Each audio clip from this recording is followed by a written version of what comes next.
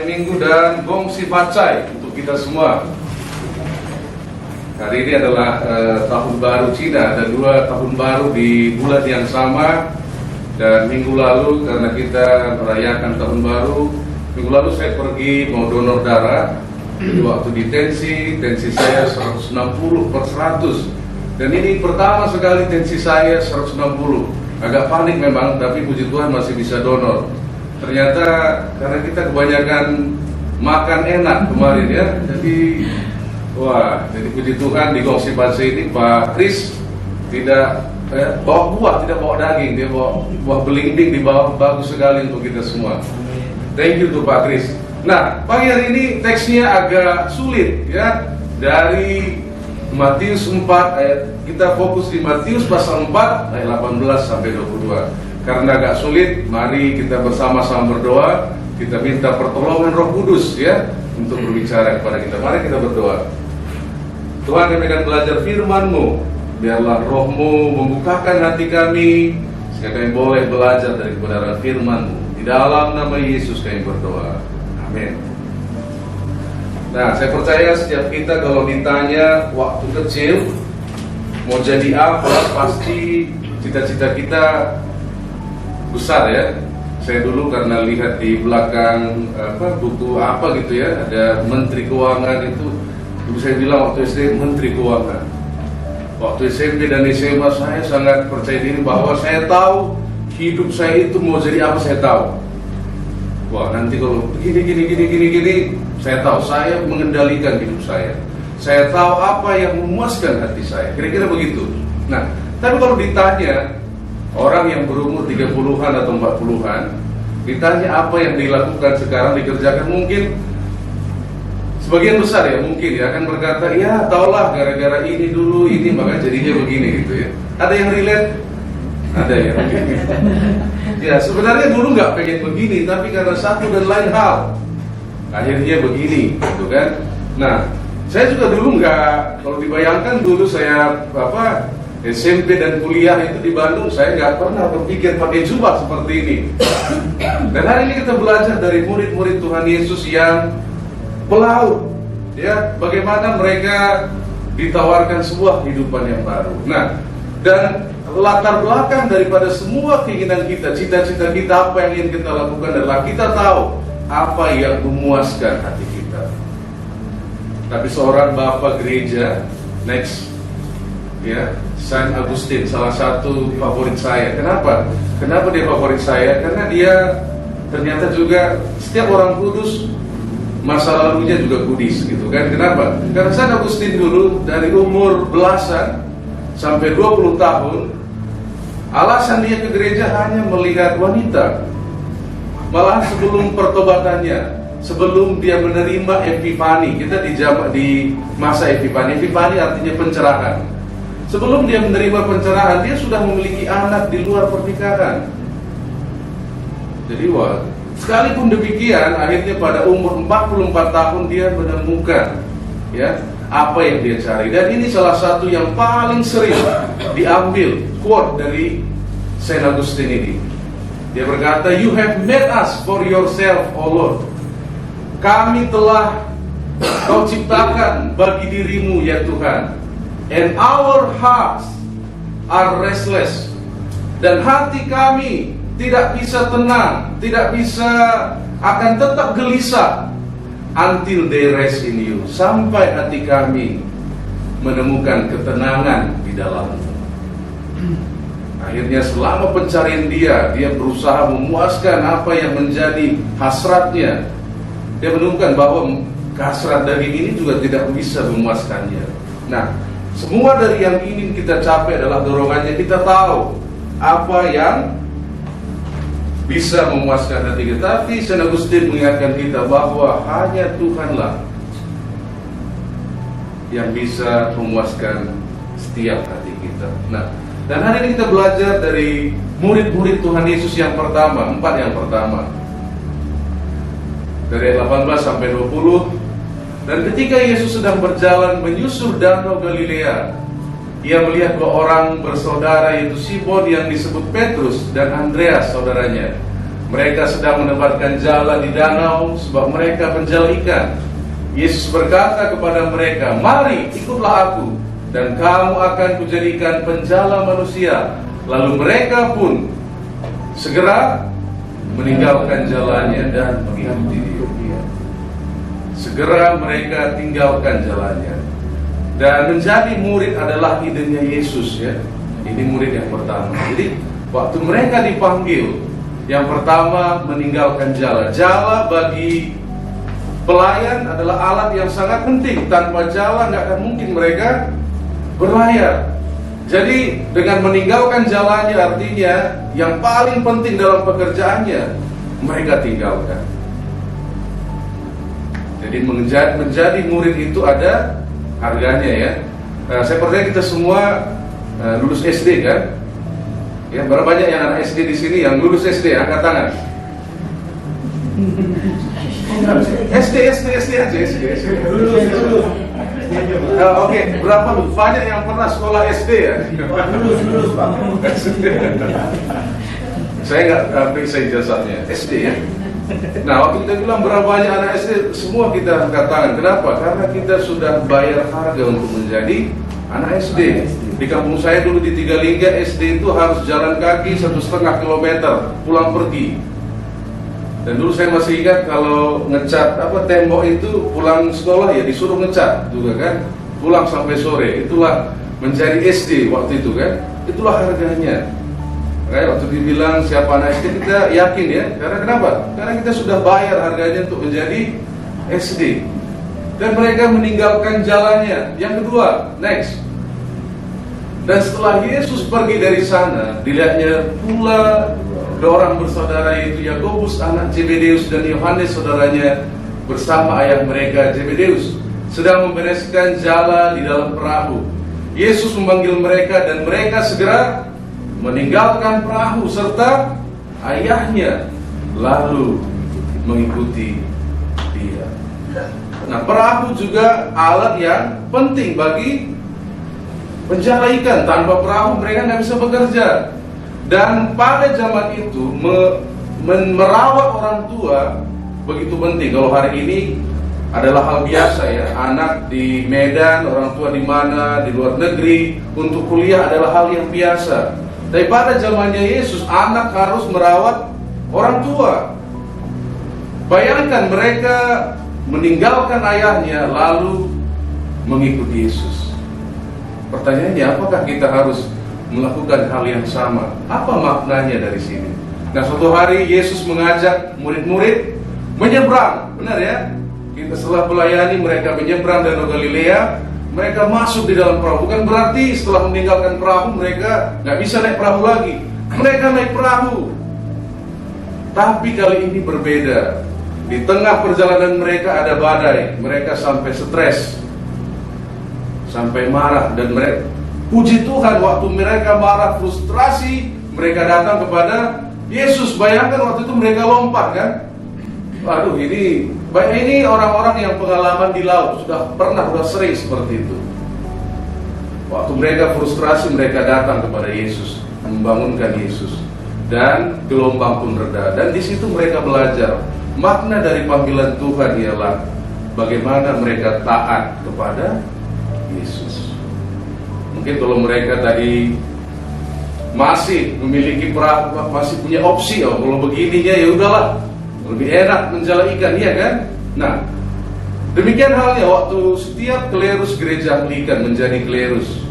Yang pertama sebelum ibadah itu, kemarin mungkin lihat, ya, waktu kami diordinasi, yang pertama dilakukan ialah sumpah ketaatan kepada bishop dan penerusnya. Setiap orang satu-satu diambil sumpah. Nah, kenapa ini penting? Tanpa ketaatan kita nggak akan bebas melayani Tuhan. Dan ini sebenarnya memerdekakan murid-murid agar apa? Agar mereka dapat melayani Tuhan. Demikian halnya juga kita hari ini. Maksud Tuhan bukan meninggalkan apa yang kita kerjakan hari ini. Maksudnya adalah kalau kita menjadi murid, yang pertama dan yang utama, kita harus memiliki ketaatan. Ketaatan kepada Tuhan. mengutamakan Tuhan di atas segalanya. Nah, ada harga menjadi seorang murid. Nah, saya mau tanya, berapa banyak di antara kita yang merasa muridnya Tuhan Yesus? Angkat tangan.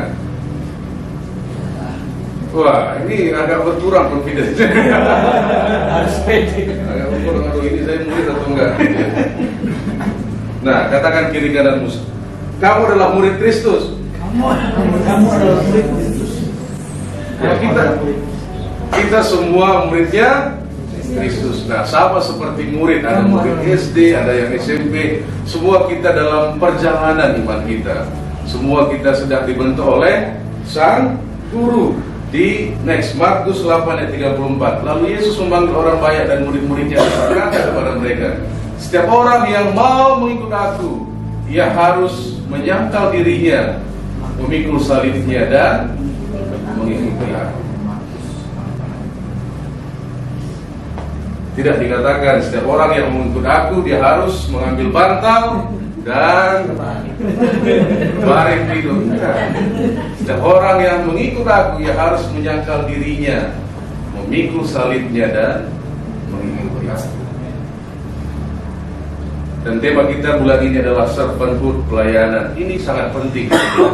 Setiap hari bagaimana kita boleh menyangkal diri kita, boleh memikul salib kita. Jadi mengikut Tuhan itu siap menderita juga. Karena tantangan kita hari ini di gereja-gereja pun dikotbahkan, berkat-berkat enggak salah sebenarnya. Cuman masalahnya apakah kita kuat waktu Tuhan juga hadapkan realita yang tidak sesuai dengan harapan kita. Salomo tidak pernah minta berkat kepada Tuhan. Tuhan berkati kok. Salomo berdoa minta apa? Hikmat. Jadi gak usah ragu kalau nggak berdoa hari ini berkati kami Tuhan, kekayaan bangsa-bangsa dan lain sebagainya. Nggak usah. Tuhan juga tahu apa yang kita perlukan. Amin. Bahkan melebihi yang kita perlukan. Tapi pertanyaannya, ketika tantangan ini 2023 banyak yang bilang resesi dan lain sebagainya, maukah kita tetap setia menjadi muridnya Tuhan? Kalau kita belajar dari sini, siapa yang memilih siapa? Apakah murid-murid yang daftar kepada Tuhan Yesus? Enggak ya, Yesus yang mendatangi murid-muridnya. Nah, kita harus mengingat bahwa kita semuanya dipilih. Katakan kiri kanannya, kita dipilih. Kita dipilih. Nah, itu yang dikatakan di dalam Yohanes 15. Next. Bukan kamu yang memilih aku, tetapi akulah yang memilih kamu. Dan aku telah menetapkan kamu supaya kamu pergi dan menghasilkan buah, dan buahmu itu tetap, supaya apa yang kamu minta kepada Bapa dalam namaku diberikannya kepadamu. Jadi bukan murid-murid yang memilih Yesus. Kan nggak dibilang kan, maka orang itu pilihlah kami Tuhan waktu dia, enggak ya? Enggak, Yesus yang datang memilih. Saudara juga dipilih dengan panggilan kudus. Hari ini Tuhan memanggil, mengingatkan kita semua adalah orang-orang panggilan Tuhan. Maukah kita menjadi murid Kristus? Untuk apa menjadi murid Kristus? Next. Mari ikutlah aku dan kamu akan kujadikan Penjala manusia. manusia. Nah, kalau menjala ikan itu nggak bisa pilih-pilih, benar kan? Wah, saya hanya pengen ikan nila saja, itu nggak bisa. Di dalam jala ikan itu semuanya bisa ada. Dalam melayani manusia semuanya bisa ada. Mungkin aja ada orang yang kita layani yang akan pergi meninggalkan kita, mungkin aja. Itu makanya Tuhan katakan penjala manusia. Dan kalau kita punya konsep ini dalam semua tim kita, ujian penyembahan, sekolah minggu, ini perlu. Kenapa? Karena kita tahu, begini, kalau kita kuliah polisi, sekolah polisi, taruna polisi, kalau tamat jadi apa? Polisi. Jadi perwira kan? Nah, kalau kita sekolah kebidanan, kalau tamat jadi perawat. Nah, kalau kita jadi murid Kristus, kita harus jadi penjala manusia.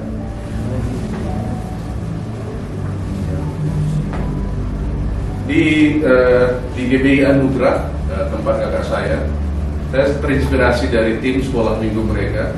Bagaimana mereka dari rumah ke rumah, yang bukan dari gereja mereka ketok pintu, mereka tawarkan FA di rumah mereka, di rumah keluarga di sana di Simalingkar, dan beberapa keluarga welcome. Dan dari program ini orang tua melihat anaknya bertumbuh dan lain sebagainya. Banyak keluarga yang akhirnya bergabung dengan pelayanan mereka. Nah, kalau kita memikirkan ini, kita penjala manusia dari semua lini pelayanan kita, maka hasilnya akan berbeda. Mereka sampai memiliki usaha itu.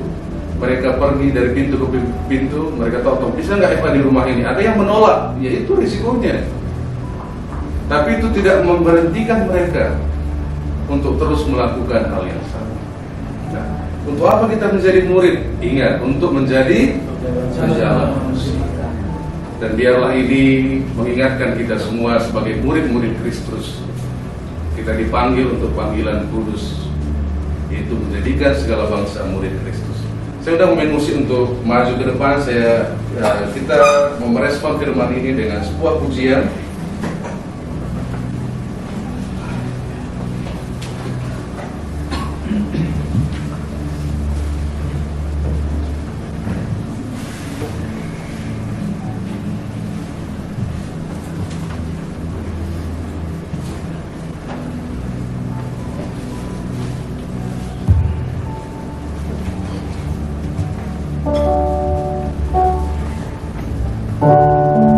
Mari kita bangkit berdiri.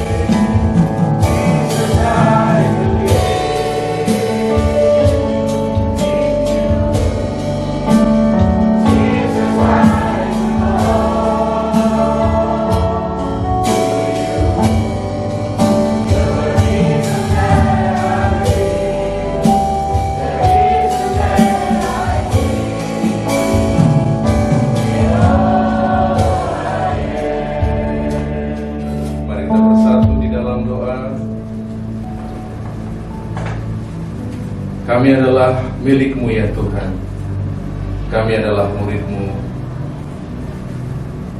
Dan biarlah pagi hari ini kami diingatkan Tuhan, kami dipanggil dengan panggilan kudus untuk menjadi murid, untuk menjadi penjala manusia.